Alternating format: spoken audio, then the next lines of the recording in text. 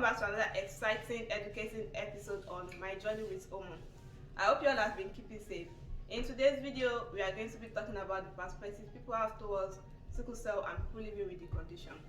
So today, I have a guest with me who is going to be talking about what she knows about sickle cell condition. So let me introduce to you Miriam Tijani. Drum roll, guys. So guys, let's welcome Miriam Tijani. So please introduce yourself. Hi everyone, my name is Miriam Tijani and I'm a Nigerian. Also, I work in the insurance industry. Thank you for coming on my channel. So I have a couple of questions that I prepared to ask you today. So without wasting any time, we just go straight into the questions.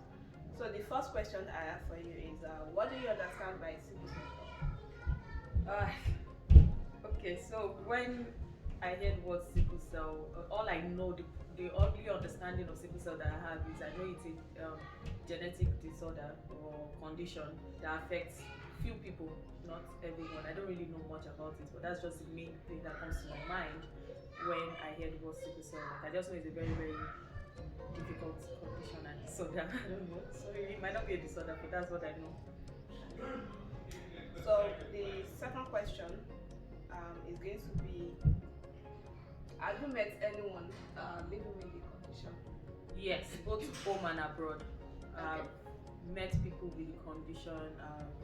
I have some people in my family, and I also have some friends with the condition. Okay, so knowing someone living with the condition, has it taught you anything, or have you known anything about the condition? Not really. Like I said earlier, like I don't really know much about the condition. The few things I know is I know people that have sickle cell condition. They mostly have something called crisis. Whatever the crisis entails, I don't really know much about it. And I know my perspective back when I was in Nigeria towards sickle cell was just basically a lot of people that have this condition are always very sick. You know, they don't live long. You know, things like that. But now I have a different perspective. But that was what I grew up knowing about sickle cell. Like, always sick, they have crises, they don't really live long, they have yellow eyes, they have big stomach. No, I don't know. Yes. Yeah. So, based on the fact that you mentioned crisis, have you ever met anyone during one of those episodes of crisis? I think when I was in high school, I had a classmate that has the sickle cell thing, and yeah, there was a time she was really sick, and then she just fainted, and we heard the nurses talking about the fact that she probably has crisis, whatever the crisis. I don't know, but yeah, that like. So to expatiate more on the crisis thing. So what medical practitioner call crisis is when someone living with sickle cell condition has what they call pain. Like it's a bone pain. So they call it crisis.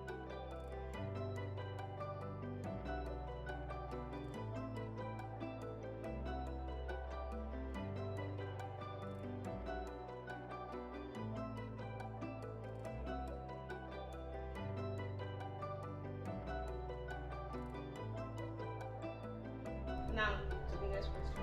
What do you think about the importance of genotype? It's very, very important. It's just very important. It's necessary for everyone to know their genotype, if not for anything, so that you can prepare your health and channel your health towards the right direction, right? Like if you don't know your genotype, I don't think there's hardly do people still not know genotype in this age and stage of life. Like it's like number one thing, like people get to know very early. Or the reality is people still don't know, and some people still don't think it's important for them to know. It is very important. That's my own perspective. Like it is very important for you to know your genotype. If you are a parent, so it is very important to know the genotype of your kids, so that you can know what the next step is when it comes to their health or your own personal health. So for example, if you're ready to get married, for example, and you don't know your genotype, you just need to know it. I'm not in the medical line or anything, but it is a very, very important stage because it's something that if you don't know, it can actually change a lot about you and change a lot about your decision. Okay. So, do you know your genotype before getting married? Yes. I've always known my genotype because my mom has always told us. And I think the reason why I've always known my genotype is because I'm AA. So probably because there is really no problem with AA except we usually have malaria. Like that's it. That's what we know, right? So it's very easy for it. So my mom didn't have to hold back, or my parents didn't have to hold back on that information. Like they always made us know that okay, yeah, AA, O positive, that kind of thing. And then also before, in relation to getting married, like before I got married, my husband is AS, and I remember when I first met his mom, in the middle of the whole conversation and everything, she just chipped it in. What's your genotype? That kind of thing. I said, I'm AAO, and then she was like, oh, good. Then I found out later that my husband is AS, and that's actually not a problem. Yeah. So that was one thing I was very, very certain and very, very sure. That's the most important. Yeah, before I got married, so A and AS, I don't think it's a problem. Okay. So the next question: would you marry someone living with sickle? Hell. Number one, I'm already married, so but yeah. We're not married, that's, I don't know. To be sincere, let's be truthful. When I was back in Nigeria, like my perspective towards the whole sickle cell thing is now different now that I'm in Canada. But when I was in Nigeria, I would say no, I wouldn't marry someone living with that condition, and that's because I grew up understanding that okay, sorry about that, guys. Okay, so going back to if I would marry someone with the condition.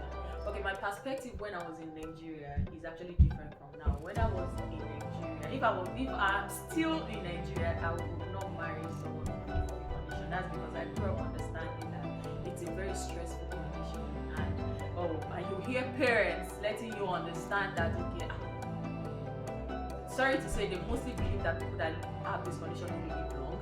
So a lot of parents, even if you choose to want to proceed with it, they are going to tell you, have you thought about it, things like that.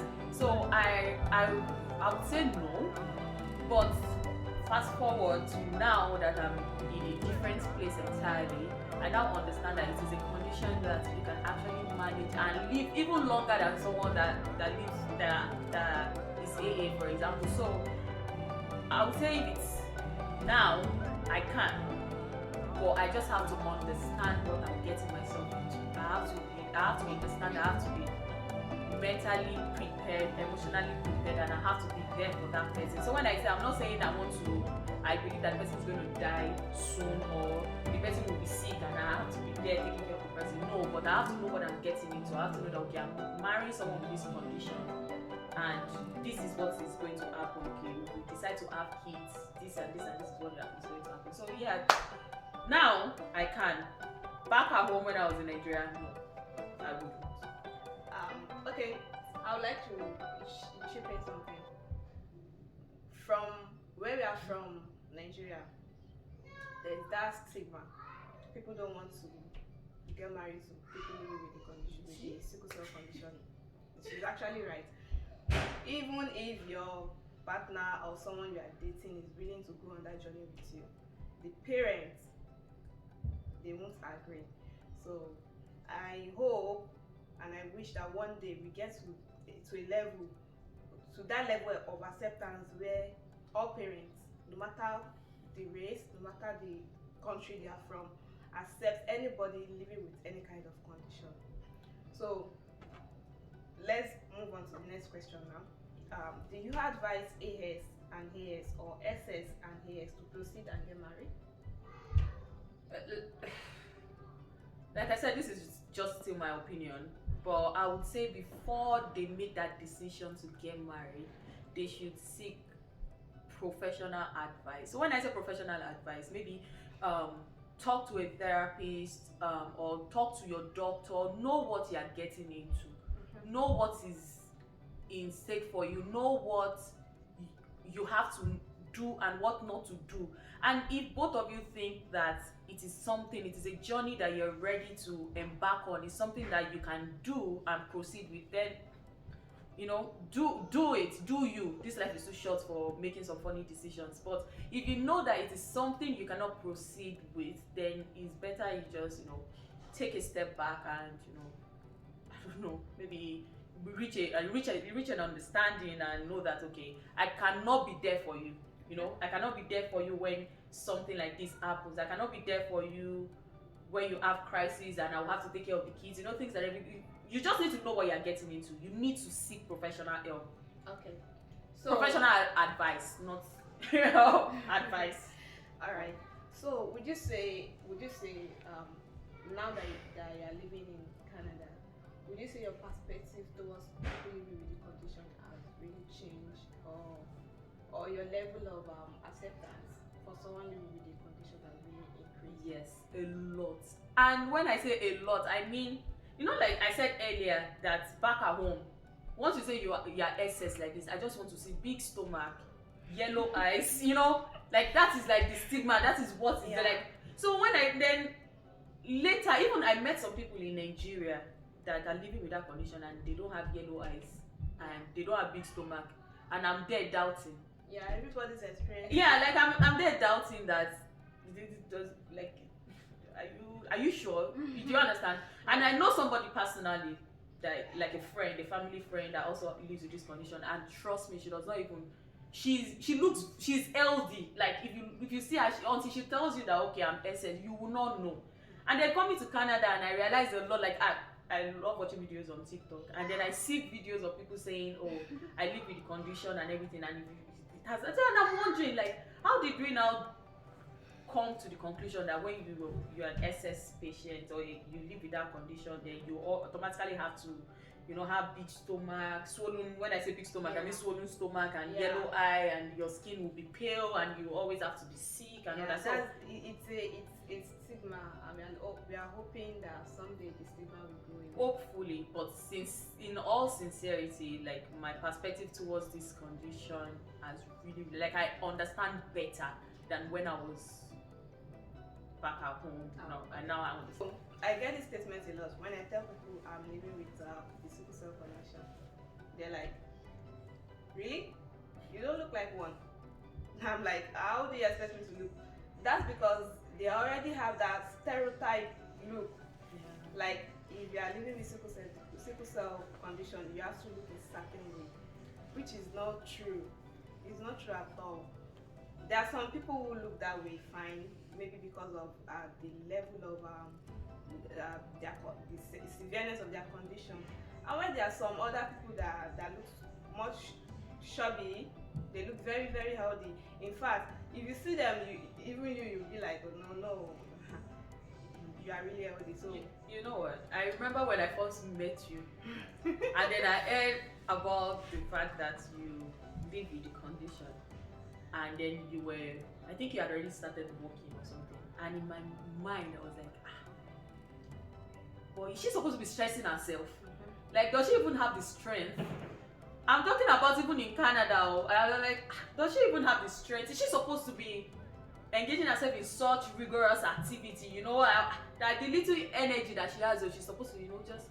But then, I've known you for a while now, and I can't even recall.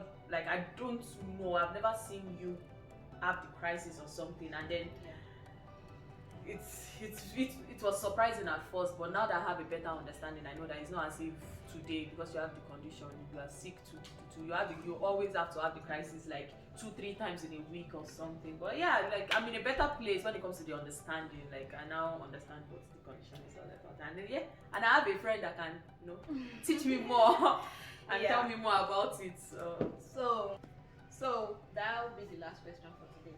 Do you have any comments, advice, or suggestion you'd like to give to people out there? Okay, let's see. I would say, regardless of your genotype, everyone should just try to live a healthy life. AAS, SS, AA, AC, whatever. Just try to be healthy. Just do what you can do. Do you, and don't stigmatize people that live with the condition, and also don't try to help. I'm not saying you should give medical advice when you know absolutely nothing about, but any way you can help people that are living with the condition, help. And if you can't, love is very important. yes, be you, accept them for who they are, because they didn't choose to live with the condition. You could have been any other person, but regardless, what I would just say is, regardless, anywhere you are around the world, whatever genotype, whatever blood group, whatever condition, just try to live healthy, be you, and just live healthy. That's all. So that will be the end of today's video, and I hope you've learned one or two things on today's video. Thank you for watching, guys. Please subscribe, share, drop your comments in the comment section. I'll see you in my next video. Bye. Bye.